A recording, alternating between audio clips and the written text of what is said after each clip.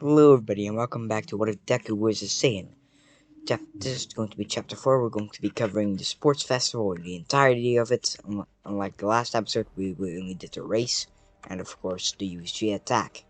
So let's get into it. But before we get into it, I'd like to give a shout out to one of my friends, Wavy Ocean. He's the guy that edited this video, and be sure to give him a sub. His channel will be in the description below. So, let's just start, shall we? So when Deku starts the headband thing, he actually doesn't change much at the beginning, but it does actually change a lot at the end. Bakugo still wants to get Deku's headband so he can actually, and if he can keep that, he's sure to pass with his whole team. Deku pretty much does not fly above the stadium the whole time, since that would be boring for him and pretty much the rest of his team. So he actually starts to get some headbands because he actually wants to have some fun. Since he is a Saiyan after all, and you know how Saiyans are. Saiyans are pretty much doing whatever they want for fights. Like, even when Golden Frieza attacked Dragon Ball, Goku still did not want to finish him, but that resulted in Frieza blowing up the planet. But let's just stop talking about that and just get back into the sports festival. So when Bakugo goes in for the 10 million headband, Deku manages to dodge it pretty easily, and then flies back to his teammates. And and Todoroki comes in from behind him, and he actually manages to touch the 10 million headband, actually using a tiny bit of his flames to actually get a better boost. He's ashamed of himself for accidentally doing that, but he goes on anyway. So, Endeavor also notices this and knows that Deku could be a pretty good opponent for Shoto. After the headband thing, nothing else changes pretty much. But for the battles will go much differently for Deku. Pretty much every other match stays the same, except for Uraka and Bakugo's match.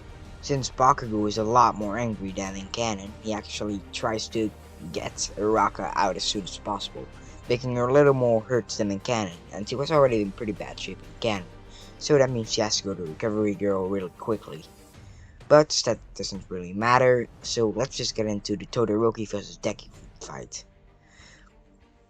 Todoroki just starts out with a huge stomp of ice.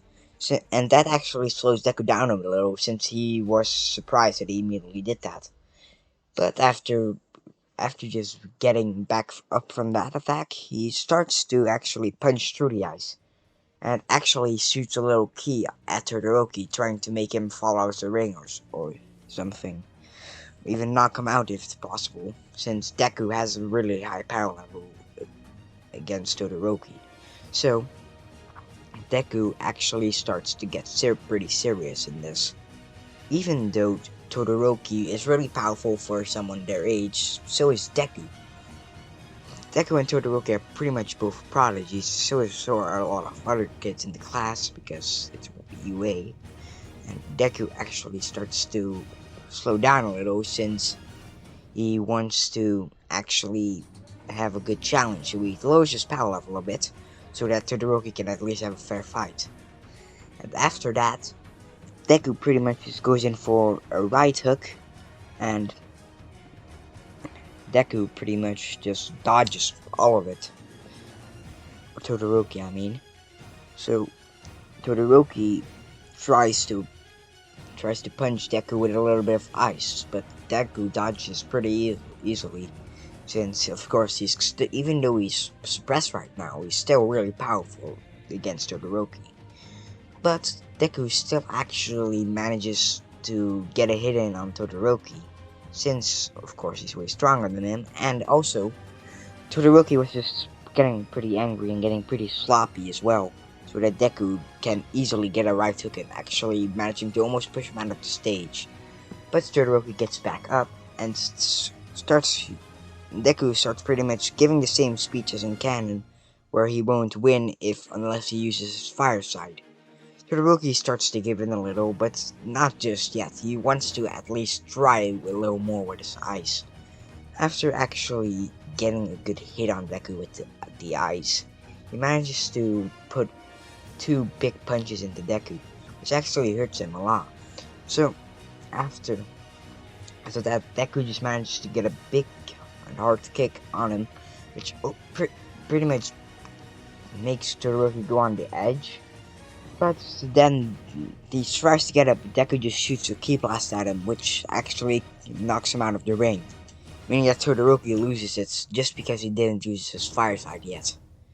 While Deku would probably try to actually get him to use his fire side, he just knows that he probably isn't going to do it. But so he just gets him out of the ring and just goes on with the next match. Every other match pretty much stays the same, except at least the other matches stay the same, except for the Bakugo versus Deku fight. That's the Ida versus Deku, since it's not Todoroki versus Ida. Ida isn't that much of a challenge, so I'm actually going to be covering that in another video, since I'm actually going to put on another video really soon, at least as soon as possible, so I can get more explanations to where he learned all of these things that he can do now. So when Deku starts to put in more effort against Ida, he can't do anything. But so he pretty much just goes out of the ring and still gets the same news as in canon about his brother. So he's still pretty sad about that, but he's going away, so it doesn't really matter. So that still plays out the same. Then Deku goes to fight Bakugo. This fight is going to be really just different, because it's not Todoroki, and Deku wants to actually go full power against him, since he wants to actually give Bakugo a challenge, and since he knows that Bakugo is pretty strong, not as strong as him, so Bakugo just starts shooting explosions at him. Deku knows that he can't really do that much anymore, since Deku still has the power, since Deku still starts to dodge him. And after that, Deku still manages to dodge a few more, which actually starts to make Bakugo a little exhausted. Kind of like what Ki does, it drains him a lot after shooting a lot of it. So Deku then manages to get a right hook, which actually throws Bakugo to the ground. Deku then kicks him up to the sky a little, and then vanishes above him, something that he learned from Vegeta a few days ago, and was wanting to test out on Todoroki, but the kid didn't really have the chance to do that, so I'm just gonna say that he uses it here. So Deku uses this, and Bakugo is just really hurt from this, and he actually starts to get angry, since he doesn't want doesn't want Deku to make fun of him. So Deku just starts throwing ki blast from above, which pretty much destroys the entire arena, making it so that Bakugo is out of bounds. Bakugo gets really angry that he lost, since it was pretty much his dream since he was a child to actually win the sports festival. But he's not as angry as in canon, since Deku pretty much went full out against him. So, at least what he thinks is his full power. Deku starts to go to the locker rooms to change, and starts to get ready for the medal ceremony. After about 5 minutes of changing and just going to recovery girl, but he didn't really actually need to go to recovery girl, it's just a quick checkup. And Deku then starts to head to the stadium. All Might says that he's proud of Deku, kind of like how we did with Tokoyami, but a little more respectful since he actually won, and Bakugo isn't actually angry, so it doesn't really make him a target for the League of Villains. So that's going to be a pretty big change in one of the next few arcs. Deku starts to head home after a while. While he's walking home, he sees a shadowy figure in a lone alleyway. He looks like he's carrying a knife, but Deku just ignores it, as it's probably just his imagination from getting hit in the head a few minutes earlier from Bakugo. After Bakugo actually starts to get home, he's still pretty mad of losing to Deku, but he's not as mad as in canon since he thinks Deku went full out again. But that's where I'm going to be leaving things off for today's video. I hope you guys enjoyed it. If you did, be sure to comment, like, and subscribe.